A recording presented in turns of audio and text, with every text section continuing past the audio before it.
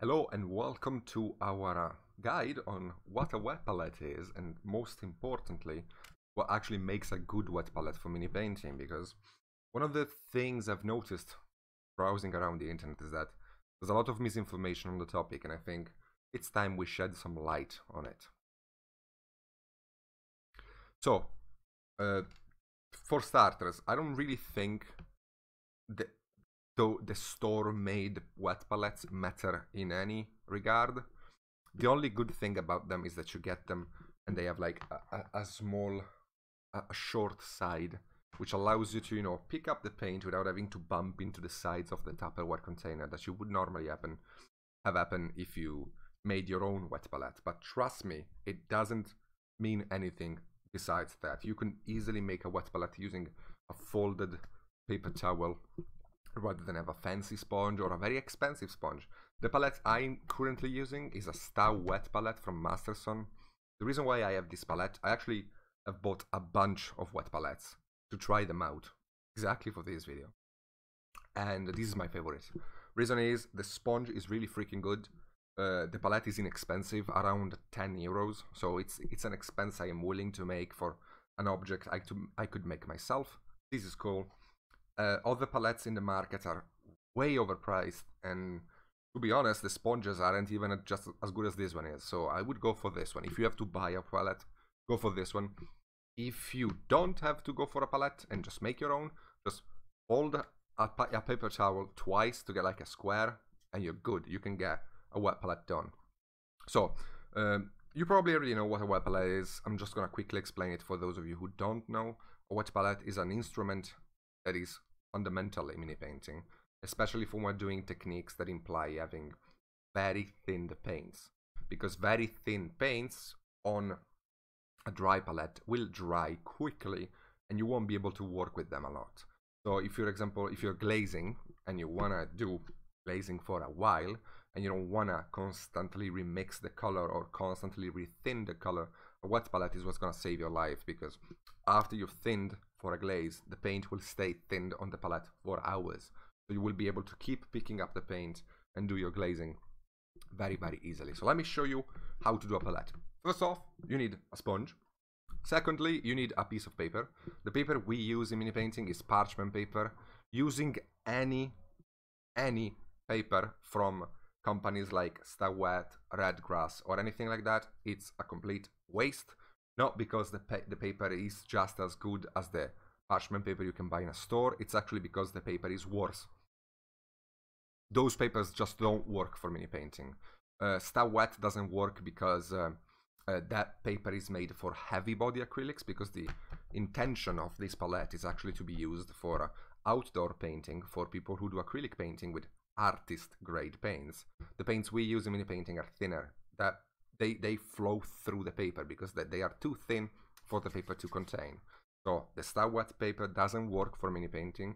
Redgrass should technically work. I have tried it many times. It doesn't. It's just terrible, just as bad as the Star Wet. So just use the cheapest, and this is important, the cheapest possible parchment paper you can find in your stores. And I say the cheapest for a reason. Expensive parchment paper usually is coated with chemicals to make it more efficient for the baking process of doing food. You don't want that. You don't really want that. You literally just want parchment paper, and that's it. And you will get that buying the cheapest you can. The parchment paper I use costed me like 20 cents for 5 meters of parchment paper. It's just super good deal. So the way this works, let me shed another light on palette making. People usually don't really put enough water in their palettes. I don't know why. The videos on YouTube, they just go, oh, get the sponge to be, kind of soaked in a little bit and you're good. No, that you're not good. You want to actually have a lot more water in it. So I'm going to be pouring water in this palette for you to see how much actually is good. So you want the sponge to be completely soaked in water. Okay, so you can move the water around. You can see that I still have water in the palette.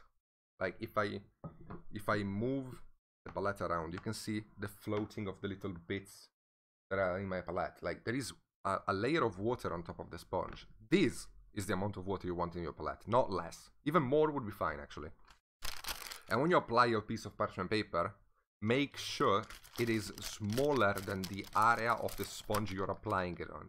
That's because if the parchment paper is bigger than the area it's applied on, it will end up curling up, and as you work with your paints, the sides will start curling up, and basically you will end up with a palette that just becomes a little ball in the center, because that's how physics works. So you want the paper to be smaller than the palette. Also, when you cut a piece of paper, usually it has a bit of a rounded aspect to it. This is a bonus thing, it doesn't really mean much, but it's useful to know. I usually try to place my paper on the palette following the curve of the paper, which means if the paper is curving towards me, like it's doing now, I will be placing that way, okay?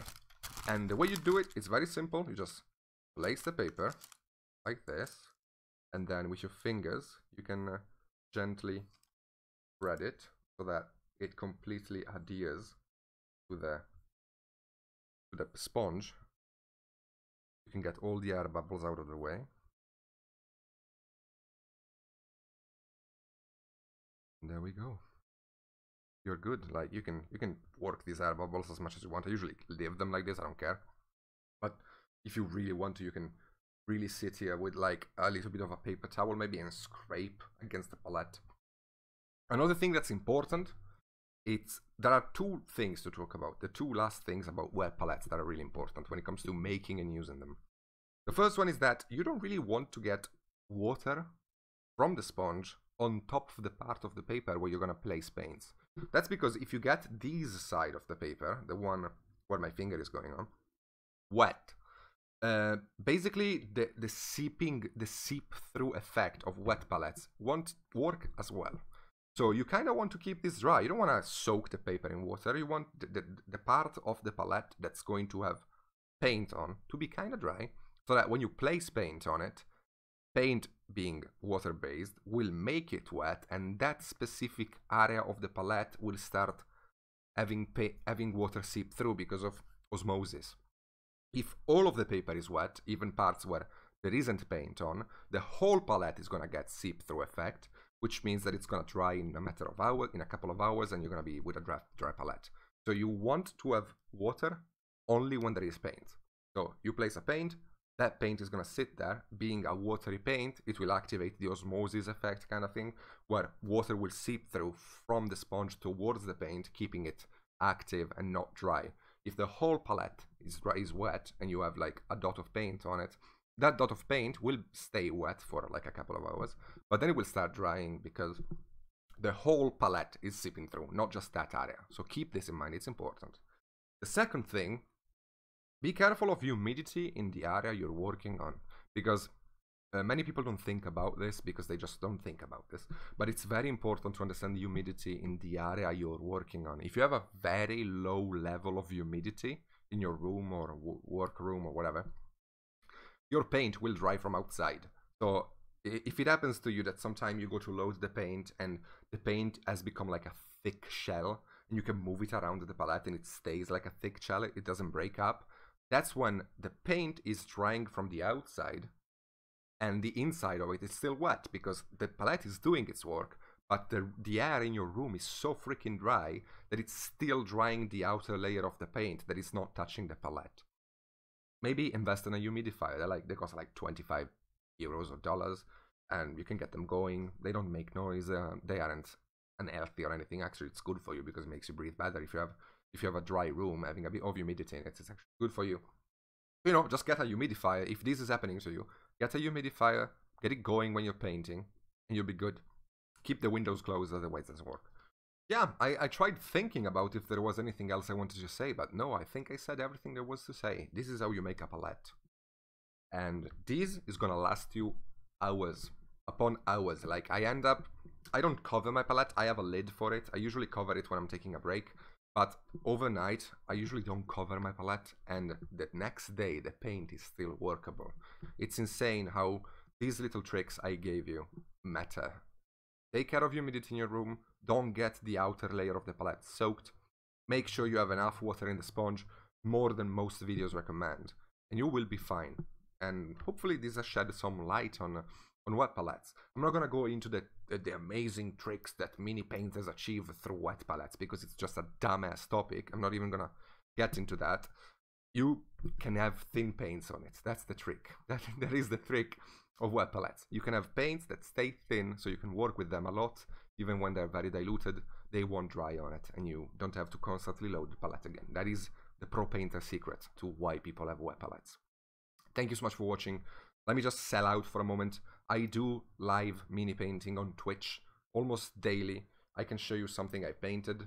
I do painting and giveaways all the time on my Twitch channel. Ooh, let me see if I can get it focus. I do painting and giveaways all the time on my Twitch channel. It's free to watch. You can come hang out. It will be in the first comment of this video if you want to come check it out. And I also have a Patreon where I go a lot more in depth in my painting. So if you like how I paint, you know, check out the Patreon if you want. I would love to have you there. Thank you so much for watching. Have a fantastic day, and I'll see you later.